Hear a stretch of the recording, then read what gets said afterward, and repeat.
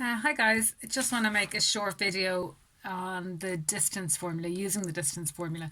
Did try and get this up this morning, but unfortunately just have had some technical issues today, so sorry for the delay. Anyway, the distance formula is given as AB is the length of a line segment is equal to the square root of x2 minus x1 squared plus y2 minus y1 squared. And what are they really asking for in the distance formula? Well, if you have a coordinate plane and you have a point here, let's say that point is 2, 1, and another point somewhere up here, let's say that point is 5, 4. Well, they're asking how long is that line in between those 2 points.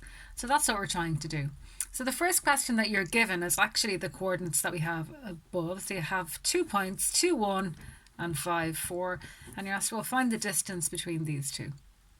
So we're going to use our formula up here. But the first thing we do, same as when we're doing our midpoint, is we label our points. So we call this one x1 and this one y1. And this is x2 and this is y2, because remember this is the x value on the coordinate plane, this is the y value on the coordinate plane, so that's where we get that from. And it's important to say that if this is x1, this has to be y1, if this is x2, this has to be y2. So it doesn't matter which pair is x1 or which pair is x2, but if they have to be both 1 and both 2, if that makes sense. So this has to be x1 and this has to be y1. Okay, that can't be y2. Okay, so let's go ahead and use the formula. So now that we've labelled, we're just going to put our values into the distance formula up here.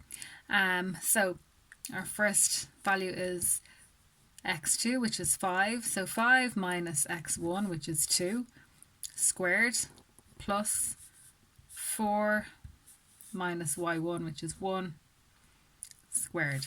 So in our next line we have 5 minus 2 is 3 squared, plus 4 minus 1 is also 3 squared.